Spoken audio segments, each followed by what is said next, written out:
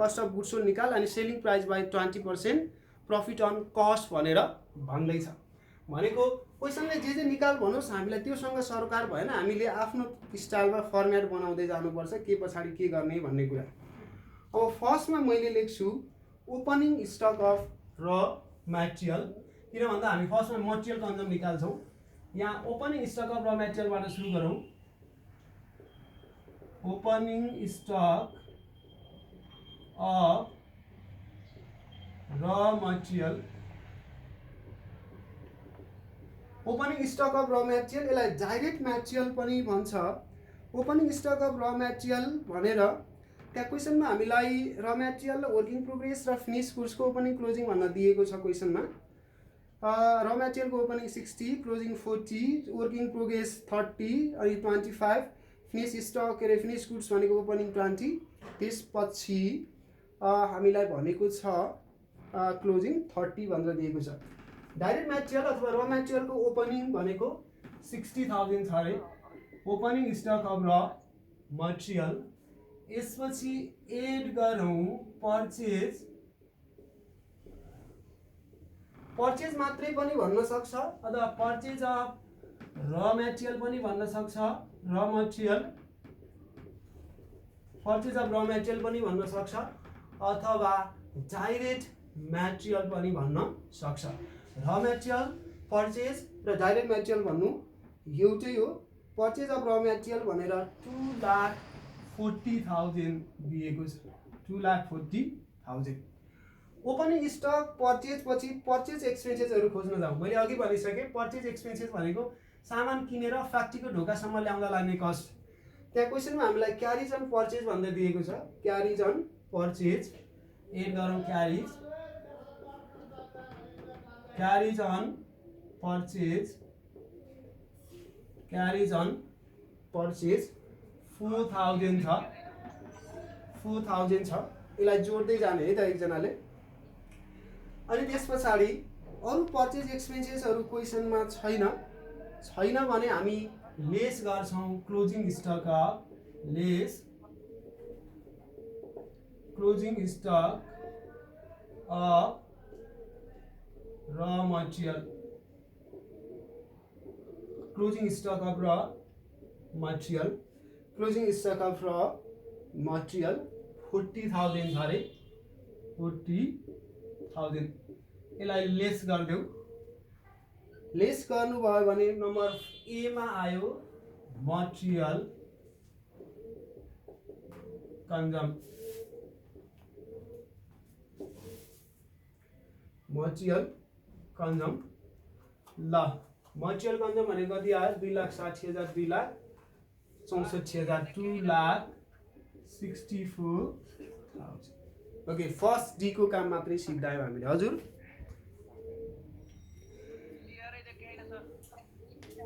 आउँछ नेटको स्लो भएर होला।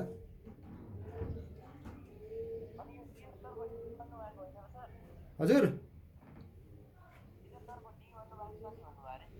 73 सेट सी होला, 73 सेट पखाइ सी कि डी, सी। अब त्यसपछि फर्स्ट डी को काम सिक्दायौँ। प्राइम कस्ट निकाल्नु भन्दा पहिले हामीले मटेरियल कन्जम निकाल्ने भनेको थियो। मटेरियल कन्जम पछाडि अब यहाँ हामी डाइरेक्ट लेबर जोड्छौँ, डाइरेक्ट लेबर, डाइरेक्ट, यसलाई लेबरलाई लेबर पनि भन्न सक्छ, प्रोडक्टिभ के अरे म्यानुफ्याक्चरिङ वेजेस पनि भन्न सक्छ, वेजेस पनि भन्न सक्छ, लेबर मात्रै पनि भन्न सक्छ, नझुक्किने 1,44,000। त्यसपछि डाइरेक्ट एक्सपेन्सेस, डाइरेक्ट एक्सपेन्सेस। अब यो डाइरेक्ट एक्सपेन्सेस क्वेसनले भन्यो भने मात्रै हामीलाई थाहा हुन्छ, नत्र डाइरेक्ट एक्सपेन्सेस केलाई भन्ने त भन्दा क्वेसनले भनिदिनुपर्छ। डाइरेक्ट एक्सपेन्सेस केलाई भन्ने त भन्ने कुरा 20,000, 20,000। यसलाई जोडिसके पछाडि बीमा आयो प्राइम कस्ट। ल मलाई जोडौँ त, जोडेर कति आयो भनौँ त। प्राइम कस्ट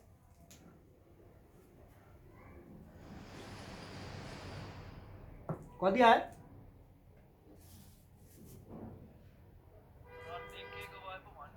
हजुर किन त्यस्तो भयो त आज मेरो मेरै मोबाइलबाट त हो र मेरो मोबाइलबाट त अड्किँदैन थियो त आयो अब ल ठिक छ 2,64,144 र 20 जोडौँ त कति आयो त्यसपछि 8 फ्याक्ट्री ओभरहेड हजुर 4,28,000 ल ठिक छ त्यसो यसपछि फ्याक्ट्री ओभरहेड अब यो फ्याक्ट्री ओभरहेड भित्र के जान्छन् त हेरौँ है त फ्याक्ट्रीको याफ देख्ने बित्तिकै यहाँ लिएर राख्ने फ्याक्ट्रीको याफ भनेको फ्याक्ट्रीको लाइटिङ फ्याक्ट्रीको हिटिङ फ्याक्ट्रीको इन्सुरेन्स फ्याक्ट्रीको याफ देख्ने बित्तिकै हामी फ्याक्ट्री ओभरहेडमा लिएर राख्छौँ त्यस पछाडि इन्डाइरेक्ट जति सबै indirect material indirect labour indirect expenses जति सबै त्यस पछाडि अर्को वर्क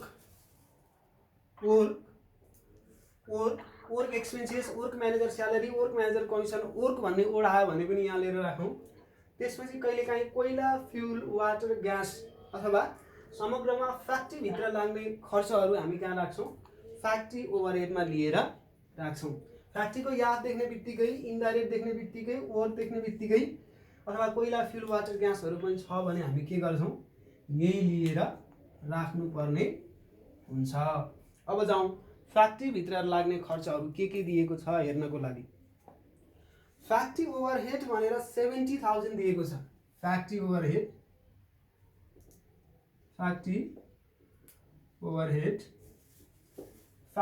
भनेर 70,000 दियो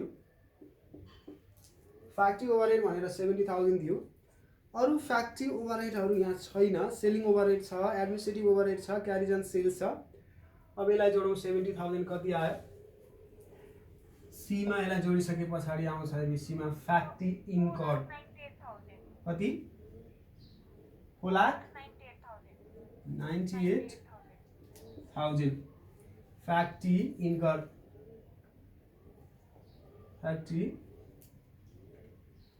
इन्कर्ड आयो अब यसपछि ओपनिङ स्टक अफ डब्लुआइपी अथवा वर्किङ प्रोग्रेस र क्लोजिङ स्टक अफ डब्लुआइपी लाई घटाउँछौँ एड गरौँ ओपनिङ स्टक अफ डब्लुआइपी भनेको वर्किङ प्रोग्रेस त्यसपछि लेस गरौँ closing stock of WIP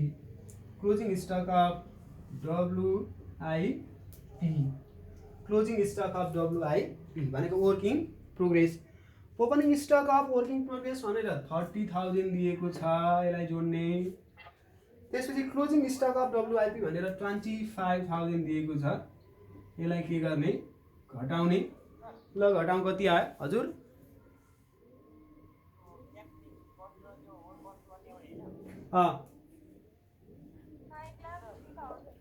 5 lakh 5,03,000 यो फ्याक्ट्री कस्ट आयो त वर्क कस्ट पनि भन्छ यसलाई डीमा फ्याक्ट्री कस्ट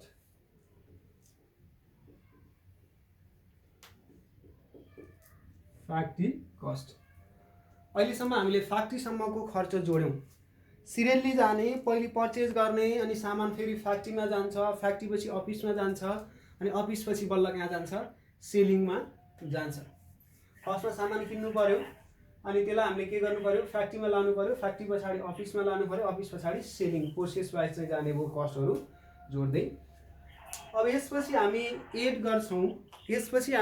गर्छौँ सेलिङ एन्ड डिस्ट्रिब्युसन के अरे अफिस एन्ड एडमिनिस्ट्रेटिभ ओभरहेड ल म यो फर्मेटलाई यता आएँ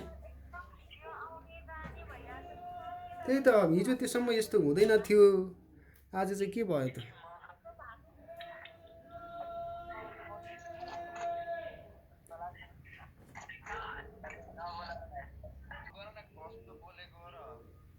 ल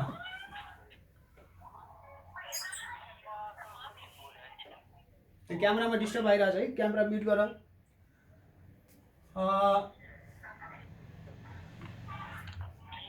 ल मैले यतिमै बनाइदिएँ।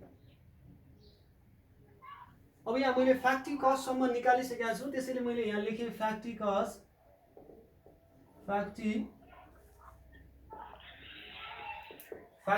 भनेको 503,000 माइकलाई चाहिँ म्युट गरौँ है। त्यसपछि फ्याक्ट्री कस्ट आएपछि अब हामी अफिसतिर जान्छौँ। अफिस एन्ड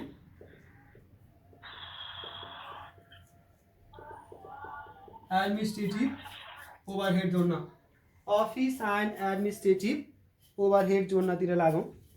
अब अफिस एन्ड एडमिनिस्ट्रेटिभ भन्दै अफिससँग रिलेटेड एक्सपेन्सेसहरू दिन्छ। एडमिनिस्ट्रेटिभ ओभरहेड भनेर 54,000 दिएको छ।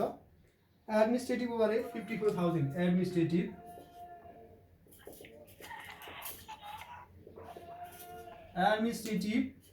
ओभरहेड 54,000।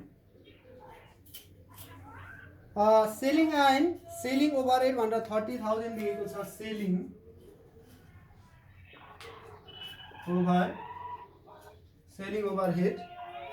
सेलिङ ओभरहेड भनेको 30,000 छ अरे। अब यहाँ यतिलाई जोड्यो भने आउँछ कस्ट अफ प्रोडक्सन।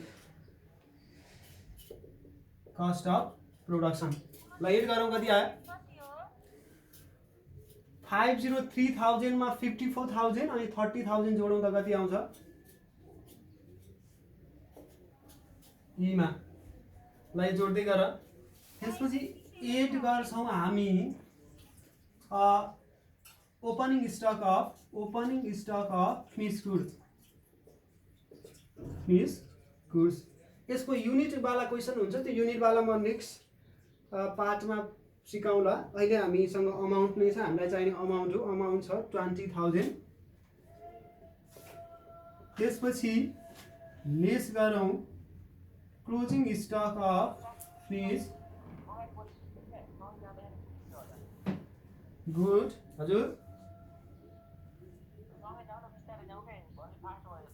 हो ल फिनिश गुड्स कति छ रे? 30,000 छ भन्दैछ। 30,000। ल यो कति आएको थियो यो जोड्दा भन्नु त मलाई। 503 मा 54 30 जोड्दा हजुर 5,87,000 अनि 20 जोडेर 30 घटायो भने 5,77,000। क्लोजिङ जति त घटाउनु पर्यो। अब आयो यी पछि याफमा cost of good sold.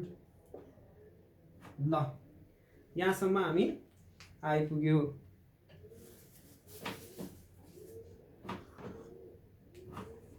Cost of good sold. हजुर ए सरी, सेलिङ ओभरहेड भनेर 30,000 यो सेलिङमा राख्नु पर्ने, मैले यहाँ अफिसमा लिएर राखेछ। यसलाई हटाइदिउँ। कति आयो? ल फेरि यहाँ यो पनि काट्नु पर्यो, यो पनि काट्नु पर्यो। हजुर 5,67,000 आयो रे। अनि यो जोडेर यो घटाउँदा 10 को फरक भनेको 5,57,000 होला। 57,000 भन माथि 5,57,000 यहाँ चाहिँ 67 यही हो कि 47? 47 ओके। ल अब हामी एड गर्छौँ selling and distribution overhead head selling and distribution overhead यसको साउन्ड आज किन सानो आयो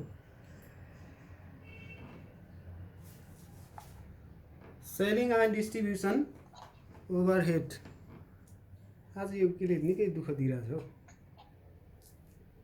कहिले टाइमिङ आउट भनिदिन्छ ल भोलिबाट क्यामेरा अझै मिल्छ है यो ल selling and distribution overhead expenses नलेख्ने एक्सपेन्सेस र ओभरहेडमा फरक हुन्छ ल अब यहाँ सेलिङ एन्ड डिस्ट्रिब्युसनमा सेलिङ ओभरहेड भनेर 30,000 दिएको अघि हामीले माथि सारिसकेका थियौँ सेलिङ ओभर हेड 30,000 छ अरे त्यसपछि अर्को क्यारिज अन सेल्स भनेर दिएको छ क्यारिज अन पर्चेज माथि जान्छ पर्चेज एक्सपेन्सेस भने क्यारिज अन सेल्स भनेको सेल्स गर्दाको भयो क्यारिज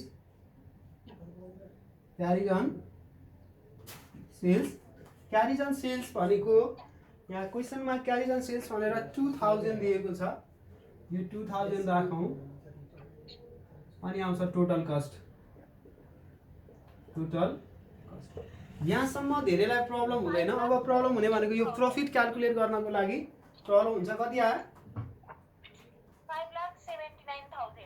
5,79,000 ल अब यसमा हामी के गर्छौँ भने एड प्रफिट गर्छौँ अनि के आउँछ सेल्स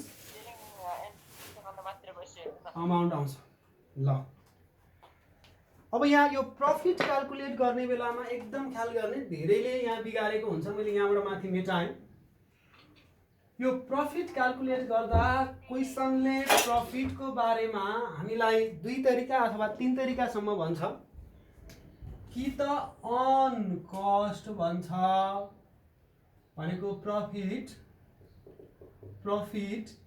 कि त अन कस्ट भन्छ कि त अन सेल्स भन्छ अथवा सेल्स दिन्छ कहिलेकाहीँ profit equal to sales minus cost गरेर पनि हामी के निकाल्छौँ प्रफिट निकाल्छौँ अब अन कस्ट भएमा कसरी प्रफिट क्याल्कुलेट गर्ने अन सेल्स भएमा अथवा अन सेलिङ प्राइस भएमा कसरी प्रफिट क्याल्कुलेट गर्ने त हामी त्यतातिर लागौँ यहाँ क्वेसनले अन कस्ट भन्यो भने profit equal to total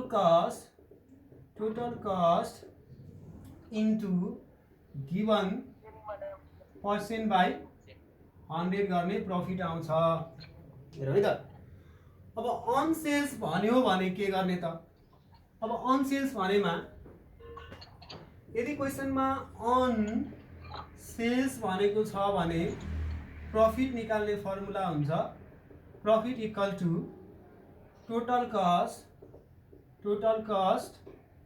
cost into given percent by 100 यहाँ रे यहाँसम्म सेम छ total cost given percent by 100 same छ अब यहाँ अन सेल्स भनेमा माइनस फेरि के गर्ने गिवन पर्सेन्ट गर्ने फेरि यो पर्सेन्ट हटाउनलाई डिभाइड बाई 100 गर्ने हैन अलरेडी 100 ले डिभाइड गरिसकेको छ अब यहाँ जाउँ हामीलाई क्वेसनले प्रफिटको बारेमा के भन्छ त क्वेसनले भनेको छ तल याफमा गएर selling price by 20% on cost भनेको छ त्यो कस्टको 20% ले भन्छ कस्टको 20% अन कस्ट भनेको हुनाले कस्टको 20% लिने रे भनेको अन कस्ट भनेको हुनाले हामीले यो फर्मुला लगाउने भयौँ यो फर्मुला प्रफिट इक्वल टु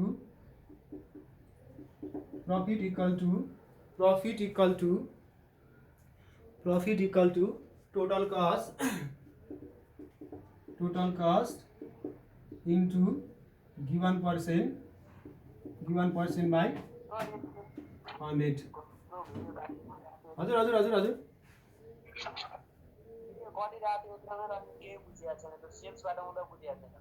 सेल्सबाट ल म फेरि यसलाई रिपिट गरौँ ल ल ल अलि बस्नु त अलि बस्नु त ल अहिले आइसक्यो होला अलिकति आएर है त भनेको हामी कहाँ थियौँ भने सेलिङ एन्ड डिस्ट्रिब्युसन ओभरहेड यहाँसम्म जोड्यौँ टोटल कस्ट आयो अब 8 प्रफिट गरेर सेल्स निकाल्ने हो अब